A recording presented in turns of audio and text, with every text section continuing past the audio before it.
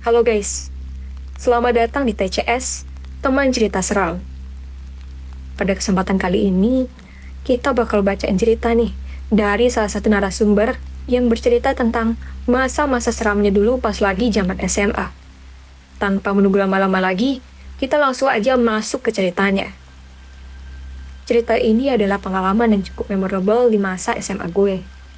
Jadi saat itu, gue adalah senior di salah satu sekolah non-hits yang gak bisa disebutin nih sekolahnya di mana. Nah, di sekolah itu, biasanya ada beberapa kompetisi pertunjukan kayak semacam pentas seni. Nah, di sekolah kalian pasti ada dong kayak acara pentas seni. Dan sekedar informasi, kelas gue ini adalah salah satu kelas yang dari semester 1 langganan tuh, dapat 3 besar. Kalau nggak juara 1, ya juara 2 dan 3. Bukan bermaksud sombong ya, tapi ini adalah alasan kenapa gue sama teman-teman gue ini wajib banget buat support teman-teman kelas kita pas mau ada pentas seni. Saat itu, gue rencana nonton bareng gitu sama sahabat gue, yang kita sebut aja namanya Dina.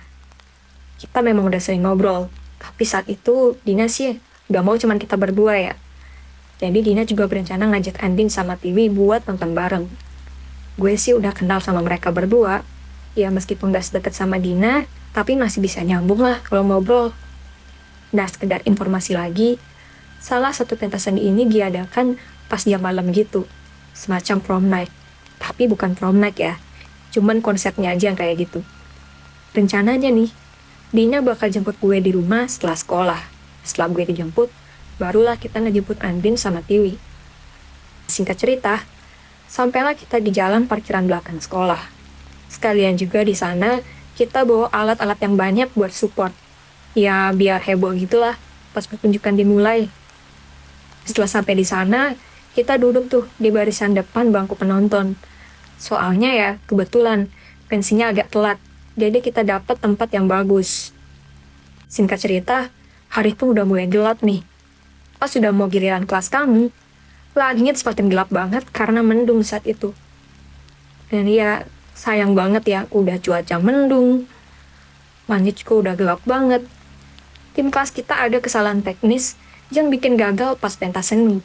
Karena hal itu, teman-teman kelas kita itu udah banyak yang pulang, keluar dari bangku penonton dan langsung deh tuh mereka bubar. Tapi kita berempat sih tetap nonton pertandingan itu sampai habis. Meskipun kita tahu tim kelas kita tuh udah pasti nggak bakal masuk nominasi 3 besar, karena kesalahan teknis itu. Sampai pada akhirnya, pertunjukan pun selesai. Orang-orang udah pada buru-buru keluar tuh dari bangku untuk pulang. Di sana, posisinya kami jadi orang terakhir yang masih ada di bangku penonton. Ya, kita itu tipikal orang yang biarin orang dulu lah keluar, kita belakangan aja. Kalian paham kan? Pasti kalian ada nih yang kayak gini nih. Sampai pada akhirnya, ruangan itu udah gelap banget. Semua orang pun udah pergi.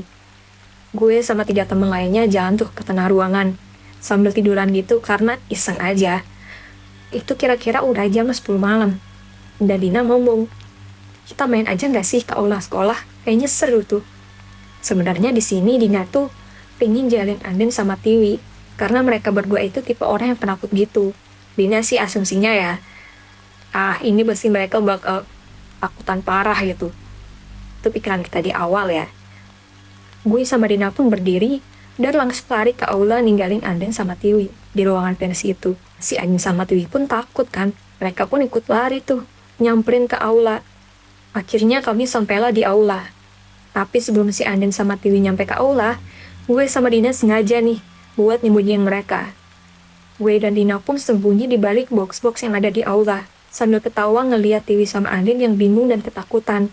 Karena ngeliat gue sama Dina nggak ada tuh di aula. Karena ya kita kan lagi sembunyi. Disinilah kejadian aneh terjadi. Si Dina ini tiba-tiba ketuk pundak gue dan minta gue lihat ke arah dalam gudang di aula yang emang gelap banget saat itu. Ada beberapa aja sih ya sumber cahaya yang samar-samar yang bisa kita lihat. Cahaya itu dari bulan yang masuk ke aula tuh. Cukup terang sih, tapi masih samar-samar. Pas kita celingak-celinguk melihat sekitar, tiba-tiba aja Dina teriak karena ngelihat pemandangan mengerikan. Jadi aku deskripsiin sedikit ya. Ada sosok tinggi, yang tingginya itu sampai atap plafon, Sosok itu berdiri tepat di tengah ruangan gudang dengan samar-samar. Yang pasti gue inget banget, tatapannya bener-bener mengintimidasi dan kayak lagi natap dengan rasa benci. Pas gue dalam keadaan nge-freeze itu, sosok itu tiba-tiba malah makin melotot. Di sana gue sama Dina udah berpikiran yang macam-macam dan ini udah nggak beres nih. Tapi ada satu pikiran gue yang masih terlintas gitu. Gue nanya lah sama Dina, Din, itu hantu atau manusia? Ya, karena gue adalah orang yang gak gampang percaya tuh sama hal-hal yang kayak gitu.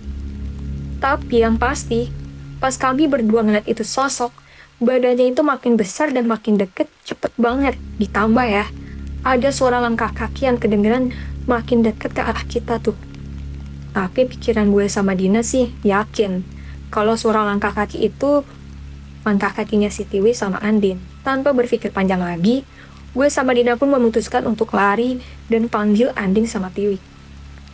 Singkat cerita, kami semua udah ada di dalam mobil. Dan ya, saat itu juga langsung cerita tuh ke Andin sama Tiwi soal sosok perempuan yang badannya tinggi banget di gedung aula. Andin sama Tiwi jelas terheran dong ya, melihat gue sama Dina yang ketakutan parah waktu itu. Yang awalnya niatnya mau ngerjain mereka, malah Dina sama gue nih yang ketakutan. Ini bisa jadi pelajaran juga buat kalian. Jangan main-main deh kalau udah jam malam gitu. Karena siapapun yang ada di sekitar kita, entah itu manusia atau bukan, pokoknya jadi pengalaman yang gak bakal bisa terlupakan lah. Karena itu bener-bener jelas banget di mata gue. Mungkin ada yang nanya nih, kok Tiwi sama Andin gak sadar sih sama teriakan gue sama Dina saat di aula? Dan itu karena mereka berdua pas masuk aula cuma nengok sebentar terus kabur tuh keluar karena ngelihat aula yang seram dan gelap banget. Terus ada kan langkah kaki yang tadi sempat gue ceritain, dan sampai sekarang gue mikir kalau langkah kaki itu adalah salah satu sosok lain yang ada di gedung aula sekolah gue. Kalau ngerti gimana? Coba dong tulis pendapat kalian di kolom komentar.